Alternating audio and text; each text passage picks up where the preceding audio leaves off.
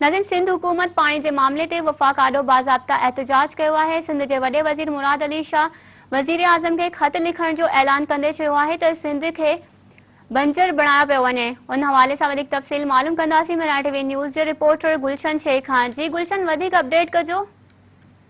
अॼु मां तव्हांखे ॿुधायां त सिंध जे वॾे वज़ीर सैयद मुराद अली शाह चयो आहे त ही किथां जो इंसाफ़ आहे त हिक सूबे खे सरसब्ज कयो थो वञे ऐं ॿिए सूबे खे बंजर कयो थो वञे। वॾे वज़ीर सैयद मुराद अली शाह सीएम हाउस में प्रेस कॉन्फ्रेंस कंदे चयो त 1991 पानी मुआहिदो थियो हुयो, जंहिंमें चइनी सूबनि जे विर्छ जे हवाले सां तफ़सील लिखियल आहिनि ऐं उन तहत जेको आहे त इरसा खे पाणी जी विर्छ करणु घुरिजे। पर अफ़सोस आहे त इरसा उन 91 पानी मुआहिदे तहत विर्छ न पई करे ऐं हिन सख़्तु एहतजाज कंदे सॼे वॾे वज़ीर चयो त इरसा जेको आहे त उहा पंहिंजा कानून ठाहिण शुरू करे छॾिया आहिनि। चयो त हिन साल जेका पानी शार्टेज आहे ऐं उन में जेको आहे त ॿियनि सूबनि में जेको आहे त शार्टेज घटि आहे ऐं सिंध में वधीक शार्टेज कई पई वञे।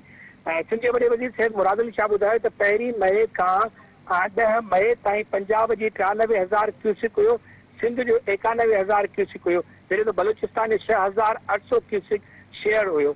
मई जे पहिरें में सिंध जी जेका शार्टेज 35% हुई, पंजाब जी जेका जेका खोट हुई उहा हुई 15%। जॾहिं त 11 मई खां सिंध जी जेका खोट आहे पाणीअ जी उहा 37% थी वई, पंजाब जी जेका खोट हुई उहा 35 ऐं 15 जेको आहे त सैकड़ो थी। इन हवाले सां हिन चयो त इहो किथां जो इंसाफ़ आहे त हिकिड़े सूबे खे सिंध खे ख़ासि करे जेको आहे त बंजर करण जी कोशिशि कई पई वञे ऐं पंजाब खे सरसब्ज करण जी कोशिशि कई पई वञे।